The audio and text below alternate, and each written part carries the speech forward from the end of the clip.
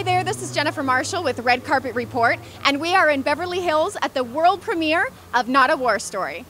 All right, so I'm Jennifer, I'm a veteran as well, so I just think it's amazingly, I just think what you guys are doing is so great because you're really highlighting vets in a kick-ass way and showing that we're can-do type people. I appreciate that.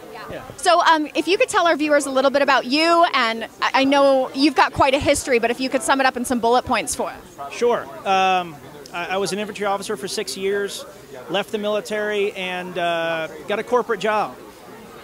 Kind of hated it, even though I was doing well, and started up a hobby called Ranger Up, which ended up turning into a pretty successful apparel brand focused around the community.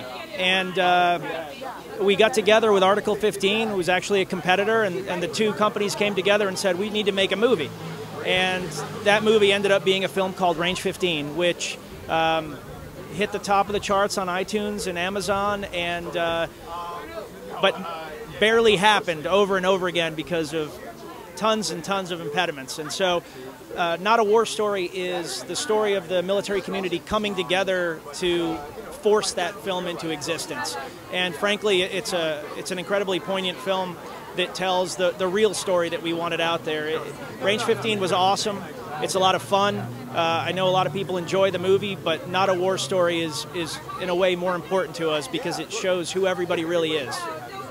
Now, how did you guys go from being competitors to partners? We always respected them, and they always respected us because we do very different things and always try to do things the right way. And they had this concept for a movie, and they came to me and said, we could do this, but I think we could do it incredibly well together.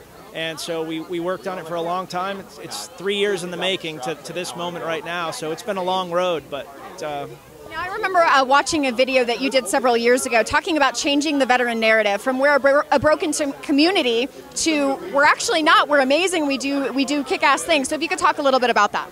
Yeah, absolutely. One of the big problems that the community has, it's so small now. You know, in World War II, 11% of the population served.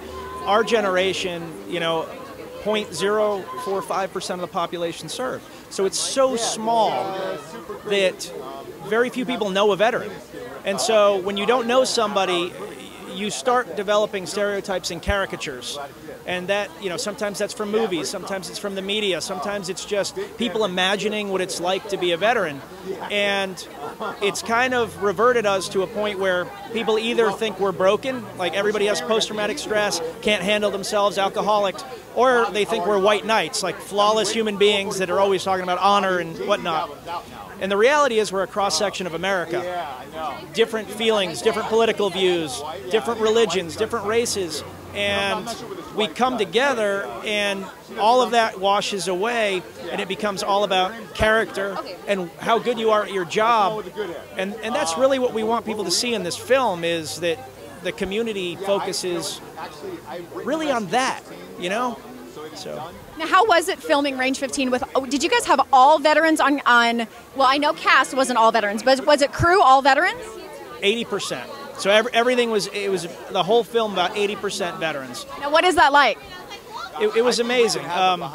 It's been so long since I've truly been in a pure veteran environment that I forgot how much everybody pitches in. Like, there were moments where somebody that was volunteering that I didn't know, I'd never met before, walked up on like a crisis where we're trying to film something, but because we were actors, producers, writers, so there's a producer problem, but we have to film a scene, and some person I don't know is like, I've got this, I'll handle it. And I would look that person in the eye and say, like, I believe them. And they would go handle a production problem with no experience, having nothing to do, unpaid. That was the way the film went the whole time, you know? Just people coming through over and over again. Otherwise, there would be nothing. So since we're both veterans, you can tell me a secret of what's next for you, right? I won't tell anyone. So we're working on a few things. The first thing that we're working on is a documentary series called 22 for 22. As you know, 22 veterans a day commit suicide. A lot of people focus on that. They focus on the negativity of that. Not that there's a positive there, but people tend to commit suicide when they have no inspiration, when they're lost, they feel like they're alone, they feel like they have no friends, no support, because they leave the community that they know so well. So the goal here is 22 inspiring stories about veterans that have overcome adversity and succeeded, because we want to give people a roadmap for how to succeed when things get hard. So I just have one last question for you. If there is a veteran who is struggling, who's watching this, what would your words of wisdom be to him or her? There are no highs without lows, right? We've all suffered. Every single one of us has had a moment in life when we wanted to quit, but don't, because in a week it'll be a little better. In a year it'll be a lot better. In 5 years it'll be a distant memory that gives you a reason to appreciate the good times. Thank you so much, Nick. If you like this video, give it a thumbs up, subscribe, and comment below with your favorite branch. Put the Navy